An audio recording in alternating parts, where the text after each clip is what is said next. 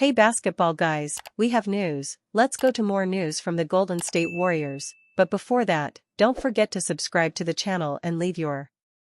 Despite great performances from Jimmy Butler and Jonathan Kuminga, the Warriors lose the home game to the Minnesota Timberwolves and are 1-2 in the series. Steve Kerr is a multi-champion, but it seems that his time with the Warriors is coming to an end, due to the confusing rotations in the regular season and also in the playoffs. There have been rumors that the Warriors front office will fire Steve Kerr at the end of the season.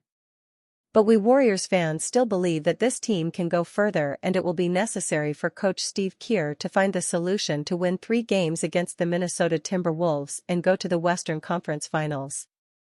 Coach Steve Kerr doesn't seem to like Jonathan Kuminga's game, but today the player showed that under no circumstances will he be left out of the Warriors' rotation. If the Warriors want to be champions, they will need Stephen Curry back and Kuminga's great game. I hope the respected and good coach Steve Kerr understands the importance of Jonathan Kuminga for the Warriors. Everyone said the same thing about Steve Kerr during Game 3. Steve Kerr finally appears to have seen the light, at long last. The Golden State Warriors played the Minnesota Timberwolves on Saturday in Game 3 of their second-round playoff series at Chase Center in San Francisco, California. With the Warriors having lost Game 2 in a blowout, Kerr decided to push some new buttons. Tracy Jackson-Davis started for the Warriors at center, after Quinton Post got the start in Game 2. Additionally, Jonathan Kuminga received heavy run for Golden State off the bench. It was the Kuminga decision that really paid dividends for the Warriors in Game 3. He scored 20 points through the first 3 quarters and also provided strong defense to completely energize Golden State on both ends. Kuminga's superb play led to everyone saying the same thing online about the Warriors head coach Kerr, that he had essentially committed coaching malpractice by refusing to play Kuminga for much of the season. The 22-year-old Kuminga lost a lot of playing time this season because of Kerr's preference for smaller lineups featuring Brandon Podziemski as a third guard. Kuminga got just 24.3 minutes per game during the regular season, mainly off the bench, and played only 50 total minutes during Golden State's 7-game first-round series against the Houston Rockets. Warriors do something they haven't in 18 years during Game 3 versus Timberwolves. The Golden State Warriors are currently facing off against the Minnesota Timberwolves in Game 3 of their second-round series on Saturday night as they look to regain control of the series. Minnesota got off to a hot start in the game as they were able to take a sizable lead early in the first quarter before Golden State was able to go on a run to tie the game up at 21 apiece at the end of the first quarter. Golden State then outscored Minnesota by 2 in the second quarter to take a 42-40 lead into halftime. Jimmy Butler has led the way thus far for the Warriors as he has 18 points, 3 rebounds, and 3 assists at halftime. Jonathan Kuminga has also played a key role as he has recorded 12 points, 4 rebounds, and 2 assists in 17 minutes off the bench. While the Warriors have the lead at halftime, one statistic stood out in the first half of their performance as they have not made a three-pointer thus far. Golden State entered halftime having missed all 5 threes that they have attempted, which is a rare sight for a Warriors team that usually comes out firing from beyond the arc. Of course, not having their star point guard Stephen Curry has played a major role in their lack of threes as he continues to be sidelined due to a left hamstring strain. This is a rare feat for the Warriors as Saturday's game marks the first time in 18 years that Golden State has not made a three-pointer in the first half of a playoff game. Warriors' Draymond Green reaches playoff milestone in Game 3 versus Timberwolves. Draymond Green reached a milestone in career playoff assists during the Warriors series against the Timberwolves. Draymond Green received recognition from the Golden State Warriors community for a notable playoff feat he achieved during their West Semis series against the Minnesota Timberwolves. Before the series started, Green dished out 997 assists throughout his career in the playoffs. He needed 3 more to reach the threshold of 1,000 assists. Doing so would make him the 15th player in NBA history to reach the milestone. Green was successful in his pursuit of the accomplishment. In the first 2 games of the series, he created 11 assists, allowing him to make history. The Warriors couldn't celebrate it then because they were on the road and not at home in the Chase Center. It took until the start of Game 3, which the Warriors are hosts for, that allowed Green to gain the notice he deserved for this historic achievement. What lies ahead for Draymond Green, Warriors? Draymond Green continues to garner attention, whether intentional or not, on the Warriors' behalf. Nonetheless, he remains a vital piece in the Warriors' success, especially as the team tries to maximize the potential of the star core featuring him, Stephen Curry and Jimmy Butler III. The team elevated on both sides of the ball when all three are on the court, making them a formidable force for opponents to play against. However, Golden State will have to beat Minnesota without Curry for the time being. He suffered a hamstring strain in the first half of Game 1, which has sidelined him since. The earliest he could return is Game 6, which would be possible unless both teams have won 2 games in the series. In other words, this will require Green, Butler and the supporting cast to step up in Curry's absence. Buddy Hield and Brandon Podziemski would be players who can have sparks in scoring, though the team will have to be sharp on defense to limit Minnesota's offensive production. After Game 3, the Warriors will prepare for Game 4 against the Timberwolves. The contest will take place on May 12 at 10 p.m. Eastern Time. Warriors react to Steph Curry's attitude in Game 3 versus Timberwolves. Steph Curry was relegated to a role on the bench yet again on Saturday night as the Golden State Warriors superstar was forced to miss his second straight game due to a hamstring strain.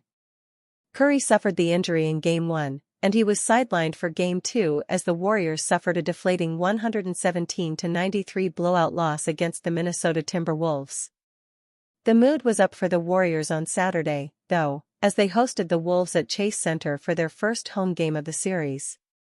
Curry may not have been in the game, but the 11-time All-Star made sure to show his support from the sidelines. The Warriors took to social media to post a photo of Curry cheering for his teammates as they commented on the former back-to-back MVP's telling behavior from the bench.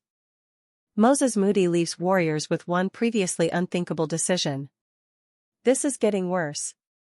It's just over 2 weeks ago that Moses Moody was a bona fide starter for the Golden State Warriors, yet that feels like a long time ago after another underwhelming performance in Game 2 of the second-round series against the Minnesota Timberwolves. With Stephen Curry sidelined due to his hamstring strain, the Warriors could have done with Moody's three-point shooting as a 37.4% marksman in the regular season. Unfortunately, that aspect has eluded the 22-year-old over recent weeks, with a dwindling confidence in all elements of his game, meaning Steve Kerr may have no choice but to bench Moody entirely. Moses Moody again failed to take his opportunity for the Warriors. Moody saw early playing time in the first quarter after Golden State got off to a disastrous start, only to go scoreless and record just 1 rebound in his first 6-minute stint as the visitors ended the period with only 15 points. His lack of confidence and decisiveness was again evident in a rough sequence in the opening period. After a Minnesota turnover, Moody pushed the ball in transition and had an opportunity to pull up for 3 or attack the rim, only to do neither and throw up a wild floater attempt that didn't even graze the rim. That was one of 5 misses for Moody, the other 4 of which came from 3-point range. He made 3 of his 4 free throws during garbage time late in the game, but those 3 points, 2 rebounds, and an assist were all he had to show for over 16 minutes of action in the 117-93 defeat. That means the young wing is now a hard-to-believe 0 of 14 shooting from the floor over the last 3 games, while the Warriors are -21 in Moody's minutes during the same span. He's now a shell of the player that had been so important to Golden State's success over the second half of the season, having started 31 consecutive games after the trade for Jimmy Butler.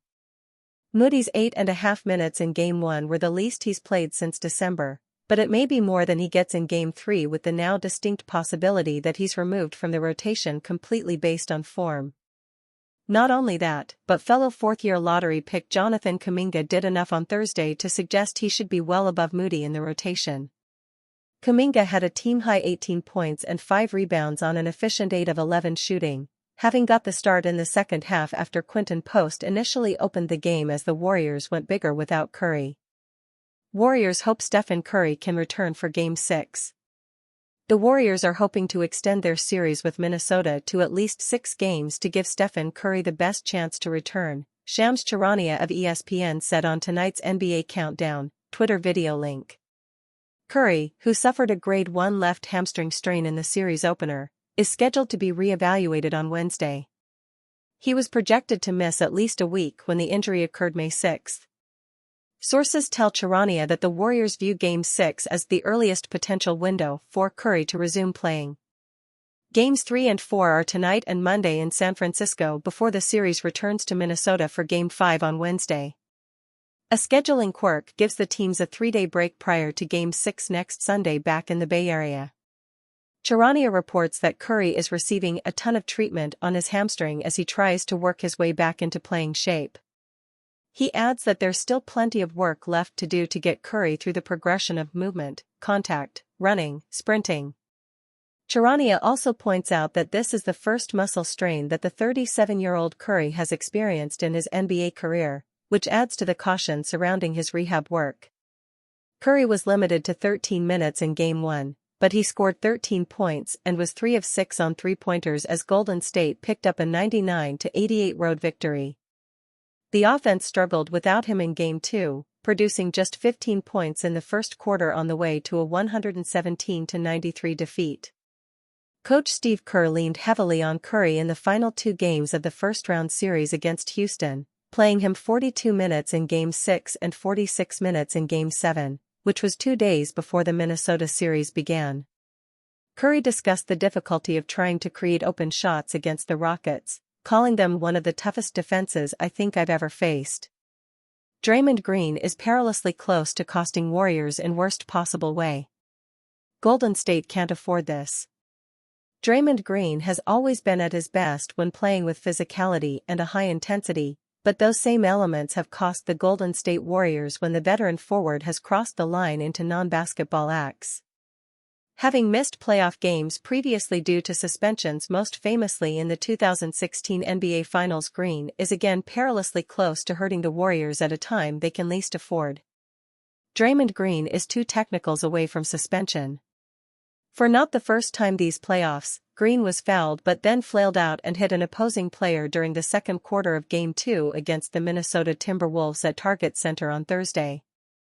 Timberwolves big man Naz Reid fell to the floor, causing the referees to review the play and ultimately charge Green with a technical foul, his 5th of the playoffs in 9 games. His subsequent outburst towards the officials voicing his displeasure at the decision meant he was probably fortunate not to receive a second and be ejected from the game, with Steve Kerr and the Warriors smartly subbing him out to avoid that situation. Green is now 2 technicals away from the 7 technical limit that automatically triggers a 1-game suspension.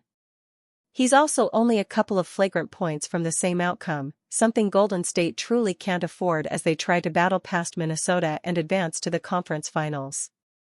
The Warriors are already up against the odds, as is thanks to Stephen Curry's hamstring injury, with the 2x MVP likely out until at least Game 6 at the earliest, assuming the series goes that far. Having Curry on the sidelines makes the job incredibly tough, but to have Green suspended for a game in addition would be fatal to Golden State's chances.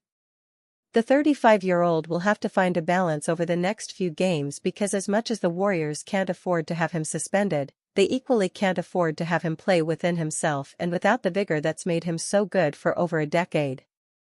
That will particularly be the case on the defensive end, where Green, as the leader, will need to help Golden State to a new level. Without Curry, it's almost impossible for them to reach an elite standard offensively, meaning more pressure will be on the defensive side to limit Anthony Edwards and company. As the Warriors search for one more deep run to the NBA Finals, Green's ability to stay on the floor could prove the difference between an unlikely series win over the Timberwolves and completely eviscerating any chance they have left.